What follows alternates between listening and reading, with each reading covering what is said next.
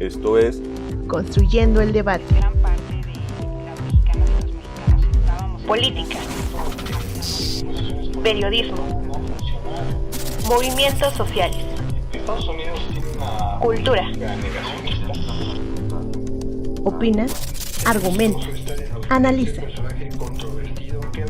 Un espacio que se construye con tu participación. Esto es Construyendo el Debate.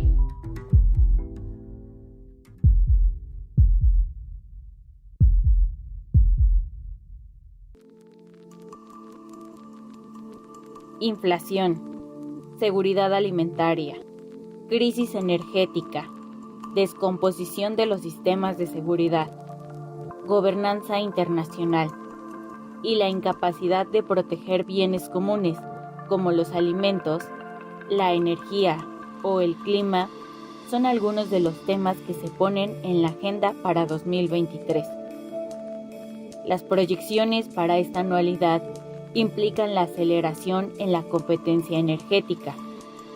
Resulta interesante seguir de cerca las estrategias de India o Turquía y los cambios que puedan venir desde Brasil con Lula da Silva. De acuerdo con el informe Perspectivas Económicas Mundiales del Banco Mundial, el crecimiento económico se está desacelerando debido a la elevada inflación, el aumento de las tasas de interés, la reducción de las inversiones y las perturbaciones causadas por la invasión de Rusia a Ucrania. Durante el periodo 2022-2024, es probable que la inversión bruta de la economía mundial crezca alrededor de un 3.5% en promedio, es decir, menos de la mitad que en las 2 décadas anteriores. El informe del referido pone sobre la mesa una lista de opciones para acelerar el crecimiento de la inversión. Por otro lado, a pesar de que la guerra entre Rusia y Ucrania ha acelerado la confrontación entre Estados Unidos y China, el canciller alemán anunció que enviará 16 de sus tanques Leopard a Ucrania para que sean utilizados en la guerra contra Rusia. Al mismo tiempo, Estados Unidos anunció el envío de 31 tanques Abrams. Con información de la BBC, El País, El Economista, El Banco Mundial y CNN Español, mi nombre es Mariel Cabello y estás escuchando Construyendo el Debate.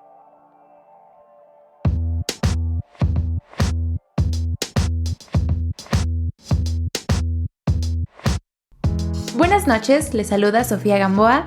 Esto es Construyendo el Debate, podcast de la Facultad de Ciencias Políticas y Sociales de la UNAM, que podrán escuchar todos los lunes. Recuerden que nos pueden seguir a través de Facebook e Instagram, donde pueden hacernos llegar sus preguntas, comentarios y sugerencias sobre los temas que quieren que abordemos en este espacio. En Facebook nos encuentran como Construyendo el Debate y en Instagram Construyendo_Debate. Si nos están escuchando a través de redes sociales, recuerden que pueden encontrar este podcast en el canal de YouTube de Construyendo el Debate, así como en Spotify. No olviden escucharnos, suscribirse y darle like. En este episodio hablaremos sobre proyección sociopolítica, el mundo 2023. Para ello, entrevistaremos a la doctora Ana Luisa Trujillo, doctora en Ciencias Políticas y Sociales por nuestra facultad y profesora de tiempo completo adscrita al Centro de Relaciones Internacionales. Muy buenas noches a todos los que nos escuchan a través del podcast Construyendo el Debate. También saludo a Sofía Gamboa, me da mucho gusto escucharte. Va a ser un placer conversar acerca de estas proyecciones internacionales para el año 2023. También deseo para todo el equipo de Construyendo el Debate pues un próspero año, que tengamos mucho éxito y pues muchas más temporadas. Muchas gracias por la invitación.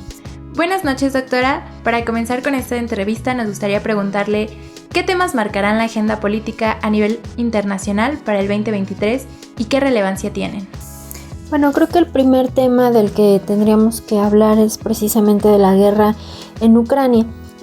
Ya va a cumplirse el próximo mes ya un año del conflicto armado todos pensamos que iba a ser un conflicto de algunas semanas, de algunos meses.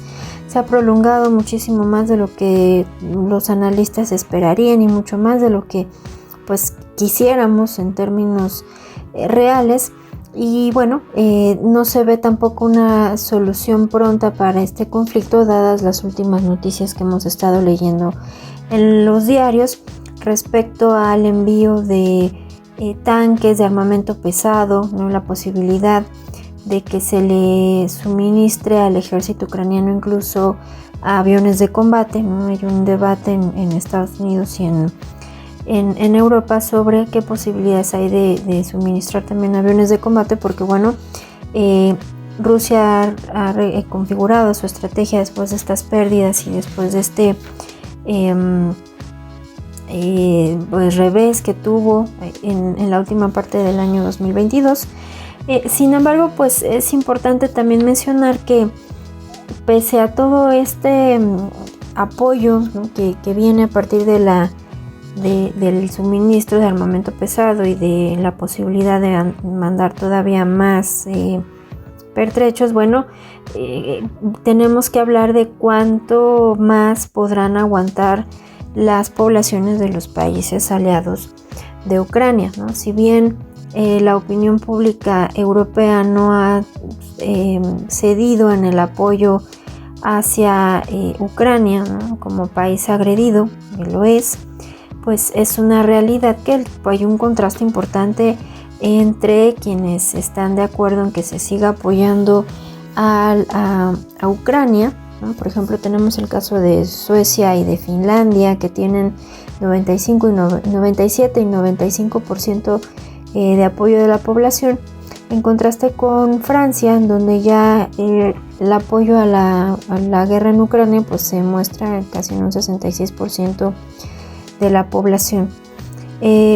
Los italianos también han rebajado un poco esta situación de apoyo, ¿no? Se muestra ya un 61% de apoyos, de acuerdo a los datos del Eurobarómetro en su encuesta más reciente, ¿no? Algo similar va a suceder o está sucediendo en Estados Unidos, donde pues Joe Biden tiene en la Cámara de Representantes una mayoría republicana, y pues varios de los integrantes de esta nueva legislatura pues han señalado que no van a mantener esta política de cheque en blanco para los ucranianos, ¿no? Que va a haber una consideración importante y basada además en que la población estadounidense ya no está 100% convencida de que el apoyo como lo ha dado Estados Unidos hasta el momento pues tenga alguna situación de beneficio, vaya a traer la paz pronto, ¿no? Entonces creo que al final del invierno vamos a tener ya mucha más claridad de cuál va a ser la tendencia, ¿no? O hasta dónde va a continuar el apoyo hacia el gobierno ucraniano en este conflicto que pues como señalo pues se ha prolongado más de lo debido y ha traído consecuencias muy importantes dentro de la escena internacional, ¿no? Para hablar de cuáles son estos otros temas, pues tendríamos que hablar, y todos están relacionados con la guerra en Ucrania, de la desaceleración económica o de esta crisis económica que marca las instituciones internacionales y los analistas en economía como una crisis que se deriva precisamente de esta alza a los precios a nivel mundial, ¿no? Todos hemos ido al súper y nos hemos dado cuenta de lo dramático que han incrementado los precios, pero también pues esta crisis económica viene derivada de un alza a las tasas de interés. Obviamente los bancos centrales han tratado de contener la inflación mediante el alza de las tasas de interés y bueno, también hay un desequilibrio importante en las cadenas de suministro, en las cadenas de producción derivado de lo que sucedió en la guerra en Ucrania, que también es importante mencionarlo, pues se combina con una situación que veníamos viviendo desde la pandemia y que tiene que ver con este exceso de, bueno, no este exceso, pero esta política de subvenciones, de ayuda en los meses más complicados de la pandemia, que pues obviamente ahora trae pues ciertos desequilibrios en las finanzas públicas y obviamente es otro detonante de la inflación. Entonces, bueno, tenemos en segunda instancia un tema importante dentro de la crisis económica, ¿no? De esto también podríamos hablar quizá como asunto colateral en la cuestión de la relocalización de las empresas, de este famoso nearshoring, que pues consiste en que las empresas, los centros de producción, pues van a ir buscando establecerse en espacios cercanos a sus centros de consumo, ¿no? Y eso sin duda pues también va a traer una situación en el ámbito económico distinta, que va a plantear nuevas dinámicas, nuevos procesos, ¿no? Está un proceso de reacomodo en el que, por cierto, los analistas señalan que México puede salir beneficiado de ello. El tercer tema que yo señalaría como importante dentro de la agenda internacional pues es lo referente a la crisis alimentaria. Aquí tenemos otro elemento que se desprende como consecuencia de la guerra en Ucrania, porque no solamente la crisis derivada de la guerra en Ucrania ha generado, pues como lo había mencionado, desequilibrios en el ámbito económico, sino que también ha generado una amenaza de hambruna. Según Naciones Unidas, en el año 2022 hubo aproximadamente 345 millones de personas en situación o en posibilidad de sufrir hambruna. Esto no se prevé que vaya a mejorar para el año 2023, porque en el año 2022 pues esta cifra se da a partir de la ruptura de las cadenas de suministro. Ahora lo que vamos a ver pues es no nada más una ruptura de las cadenas de suministro, sino una interrupción en la producción, ¿no? Dadas las condiciones que existen en la región de Europa del Este y en Rusia, pues era imposible que haya producción de granos, de cereales y de fertilizantes, que también han sido una causa importante de esta hambruna, por lo que pues se espera que se sumen todavía una cantidad mayor de personas que puedan tener alguna situación de escasez de alimentos. Eso también es pues por supuesto un tema importante y preocupante, ¿no? y que también nos hace pensar en que ya es imperioso pensar en la paz en Ucrania, más allá de lo que está sucediendo. Bueno, otro tema por supuesto relacionado con la guerra en Ucrania, pero que es tema de agenda, pues es la crisis energética, en la cual pues también, según algunas estimaciones de la Agencia Internacional de Energía, pues al menos 100 millones de personas no podrán tener luz eléctrica en sus hogares porque van a caer en una situación de impago, ¿no? Aquí, por supuesto, la crisis energética tiene varias aristas que pueden ir desde incrementar la gravedad del proceso de desaceleración económica, ¿no? Es otro factor que podemos sumar a esta proyección de un año no muy beneficioso en términos económicos, pero también tenemos que hablar de lo que implica en el asunto de las transiciones energéticas, ¿no? Aquí se considera que el consumo de carbón ha aumentado aproximadamente un 0.7% el año pasado, ha retardado el cierre de plantas que se dedican a la explotación de carbón, ha abierto el debate nuevamente hacia las energías nucleares como energías limpias, ¿no? En Europa justamente hay un debate en torno a si la energía nuclear se va a considerar una energía limpia como una alternativa a este déficit que tiene Europa en cuanto al suministro de energéticos para abastecer la industria y el consumo en los hogares.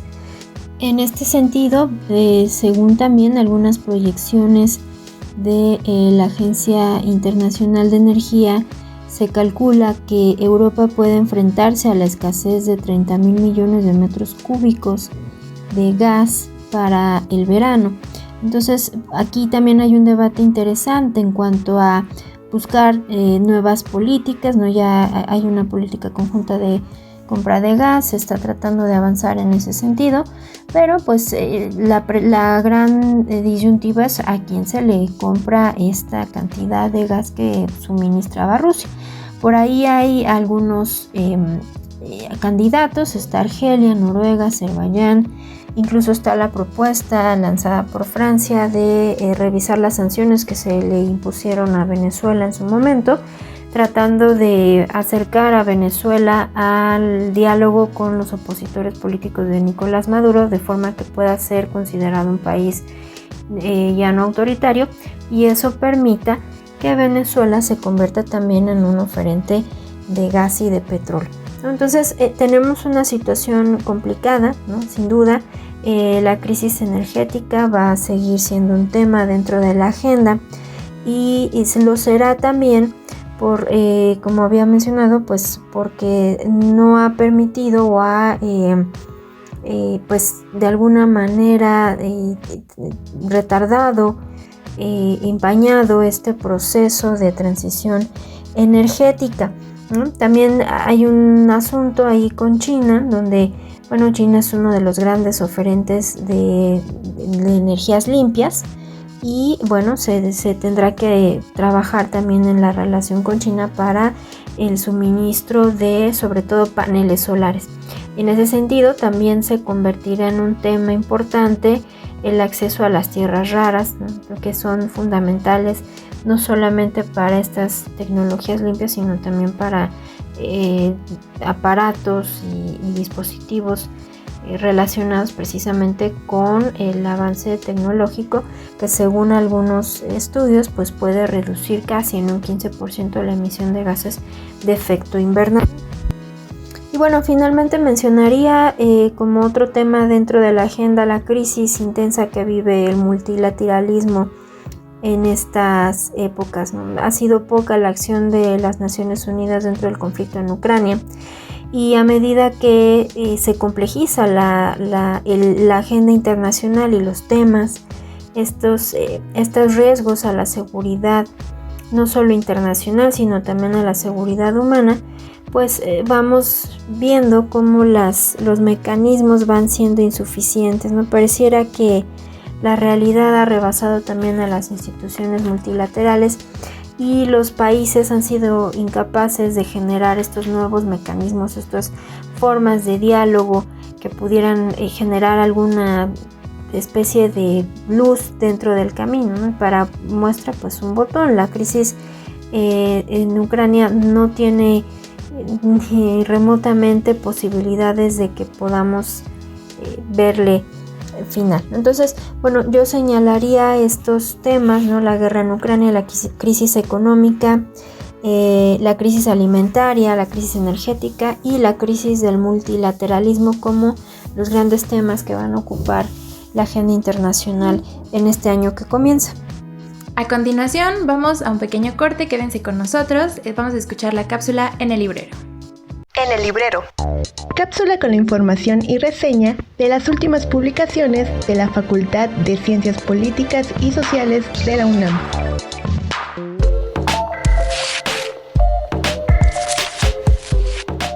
¿Te gustaría conocer acerca de la participación política y cómo influye en las diferentes prácticas sociales y comunicativas?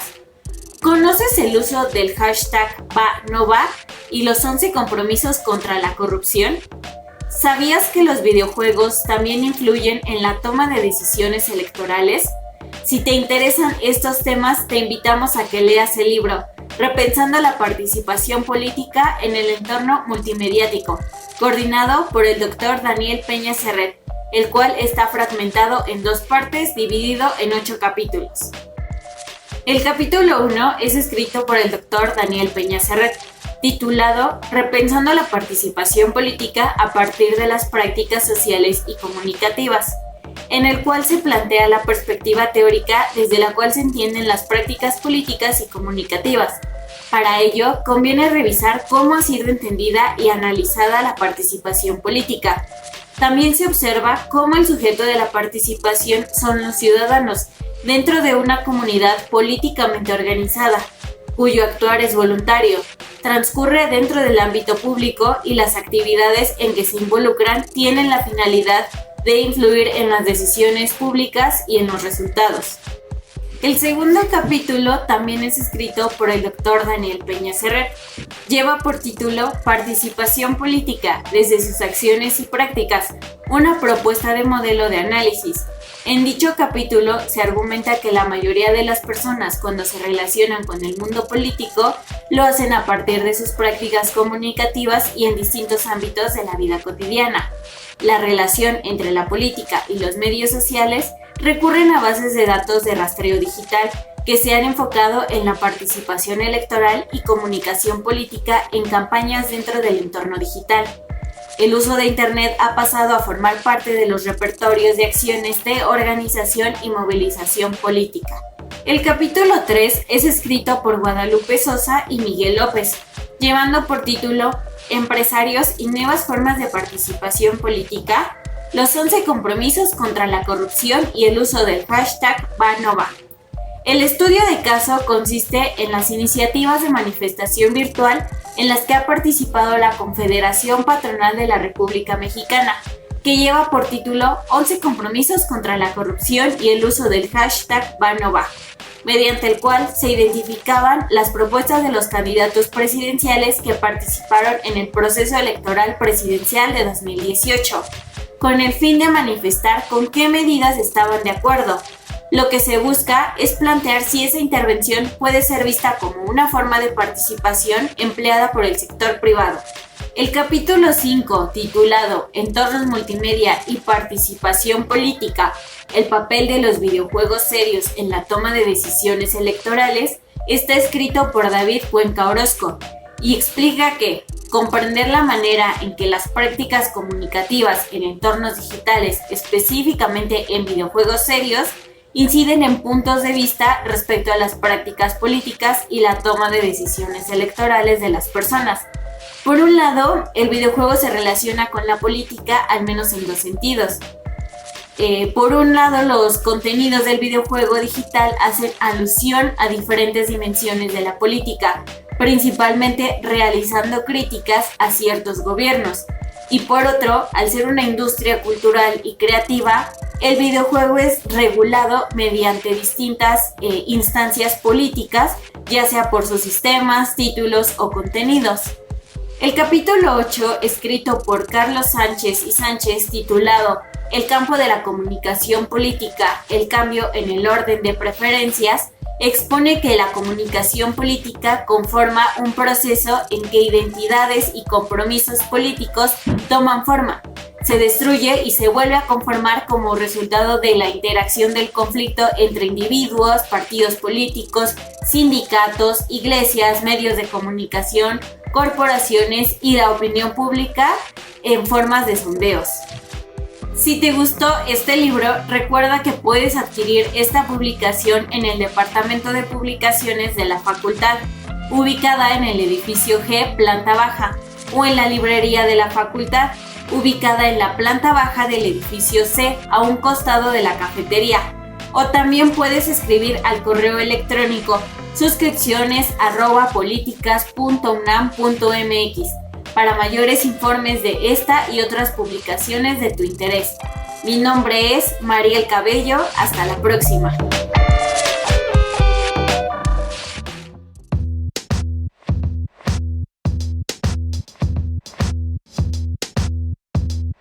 Ya volvimos, esto es Construyendo el Debate. Estamos platicando con la doctora Ana Luisa Trujillo sobre los temas que marcarán la agenda internacional del 2023.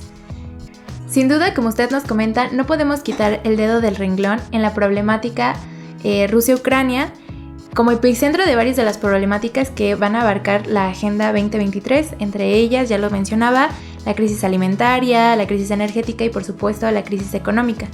En este sentido, se nos comenta que va a haber una recesión económica global para este año, por lo cual quisiéramos preguntarle cuáles considera que sean los principales factores que apunten a este panorama. Bueno, creo que los grandes factores que van a apuntar hacia que vamos a mantener todavía una situación económica compleja dentro de este año 2023, pues es, como había mencionado, la inflación, las alzas en las tasas de interés, los desequilibrios que ha generado la guerra en Ucrania, como pues la ruptura de las cadenas de suministro, en algunos casos la ruptura de las cadenas de producción. También está la situación de China, ¿no? Eso es una parte también importante que hay que considerar. Si bien se acaban de levantar las restricciones de movilidad y esta política de cero COVID, pues también es una realidad que la proyección de crecimiento para China no es la de todos estos años o a la que nos tenía acostumbrados. Hay quienes señalan que va a crecer un 3%, o algunos otros que va a crecer un 4%. Entonces eso tiene también una repercusión importante en la economía mundial, ¿no? En tanto China se recupere y empiecen nuevamente a generar movimientos a nivel internacional, por ejemplo en el caso del turismo, pues eso de alguna manera podrá favorecer el crecimiento o la revitalización de la economía a nivel internacional. Las proyecciones del Banco Mundial en este sentido son, pues, en general para el mundo de 1.7% de crecimiento, ¿no? Ahí América Latina sale pues favorecida en términos generales, porque también va a alcanzar una especie de 1.7% en el crecimiento. Sin embargo, hay que decirlo, estas proyecciones son muy dispares, ¿no? Hay regiones que no saldrán tan golpeadas como América Latina, y lo había mencionado, pero hay otras que sin duda pues sí tendrán consecuencias económicas importantes, ¿no? Y me refiero a la región de Europa. La proyección para Europa no es favorable, va desde el 0.2% hasta quienes señalan que no va a haber ningún crecimiento dentro de la zona euro, y esto tiene que ver obviamente con que pues es la región inmediata, es el espacio en donde estas consecuencias de la guerra en Ucrania pues son más evidentes, ¿no? Dada lo importante que eran los energéticos rusos para la economía y la industria en Europa.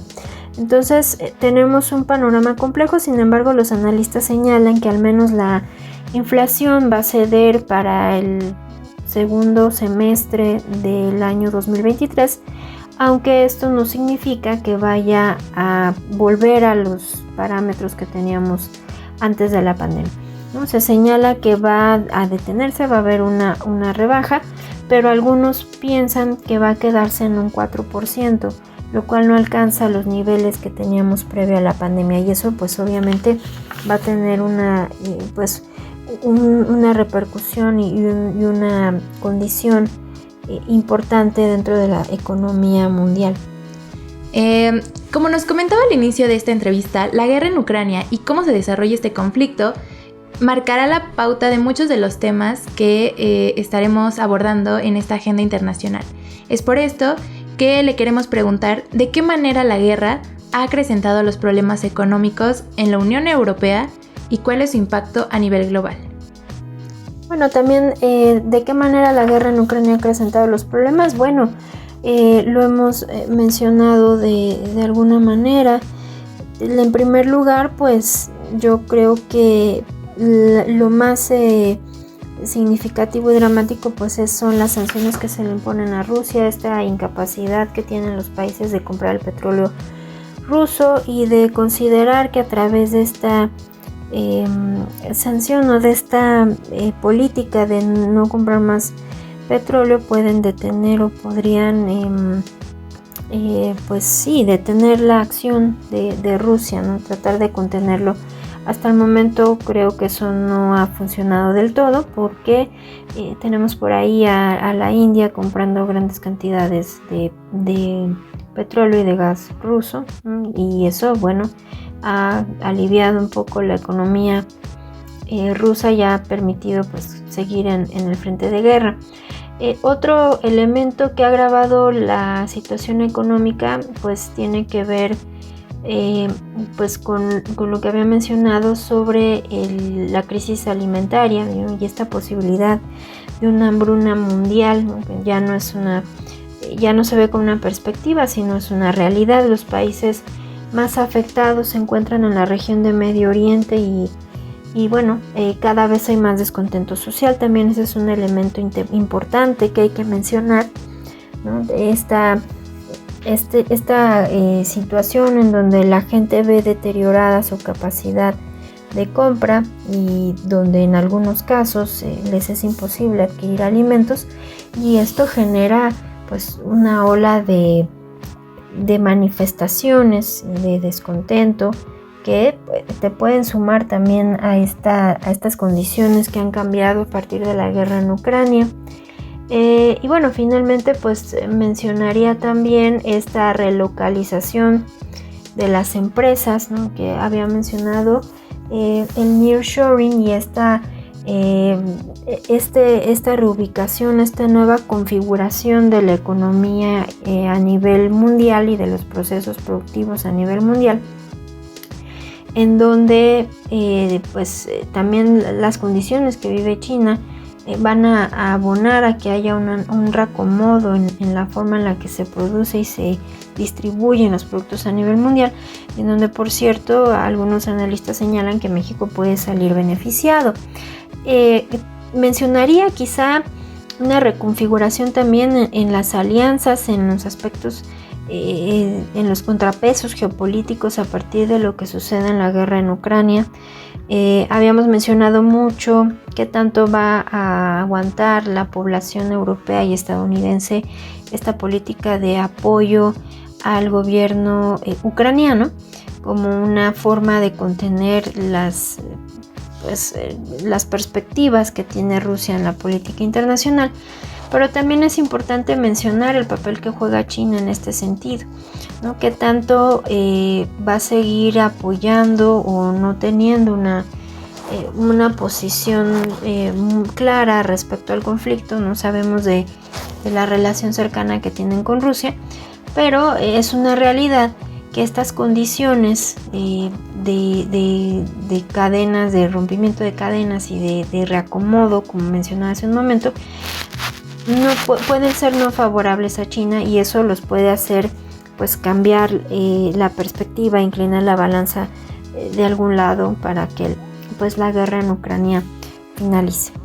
Por último, doctora, nos gustaría saber si luego de las declaraciones realizadas el pasado 25 de enero por parte de la ministra de Asuntos Exteriores de Alemania, Annalena Baerbock, así como las de Joe Biden, presidente de Estados Unidos, en las que asegura que ya estamos en la Tercera Guerra Mundial, aunado a la autorización del envío de tanques Leopard y Abrams, respectivamente a Ucrania, ¿usted considera que el conflicto entre Rusia y Ucrania escale a nivel mundial?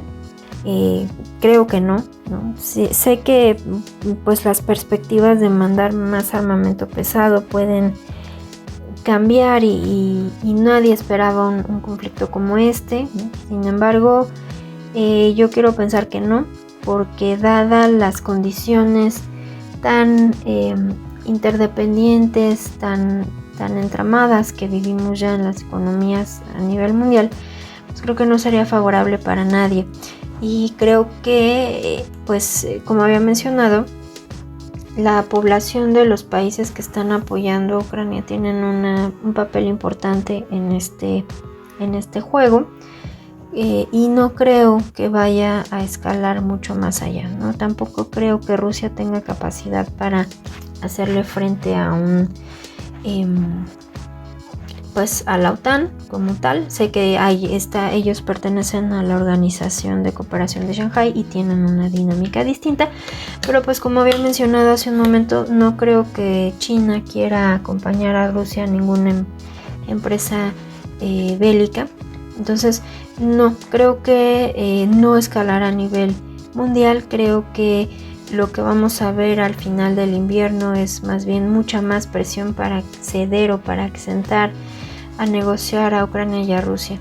No creo que en ese sentido es en el que va a ir el desarrollo del conflicto, y pues esperemos que así sea, porque las consecuencias han sido muchísimas y todavía no alcanzamos a ver cuál es la dimensión de todo ello. Doctora, le agradecemos mucho su participación en el programa Construyendo el Debate. Esperamos tenerla pronto para seguir platicando sobre estos temas de relevancia mundial. Bueno, no me queda más que agradecer el espacio y el tiempo. Siempre es un gusto conversar con Construyendo el Debate. Sofía, te mando un saludo muy afectuoso y espero que nos podamos escuchar pronto. Gracias a ustedes por escucharnos. Recuerden que nos pueden seguir en Facebook como Construyendo el Debate e Instagram como Construyendo-Debate. Pueden escuchar todos nuestros episodios pasados en nuestro canal de YouTube, en Spotify y en la página Cultura con Polacas. Si les gustó este programa, regálanos un like, compártenos con tus amigos, amigas y no olvides dejarnos un comentario.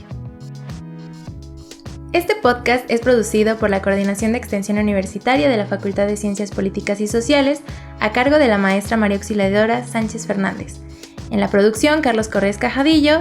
En la redacción, Mariel Cabello Hernández. En la producción de cápsulas informativas, Sebastián Guzmán y Brandon Rodríguez. En diseño e imagen, Ángel Alemán y Eli Orozco. Se despide de ustedes Sofía Gamboa. Hasta la próxima.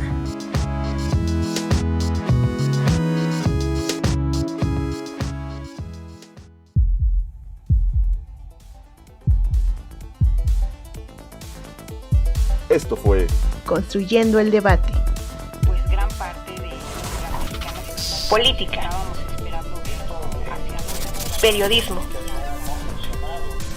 Movimientos sociales. Estados Unidos tiene una política Cultura. negacionista. Ser vistoso. Opina, argumenta, analiza. Un espacio que se construye con tu participación. Esto fue Construyendo el Debate.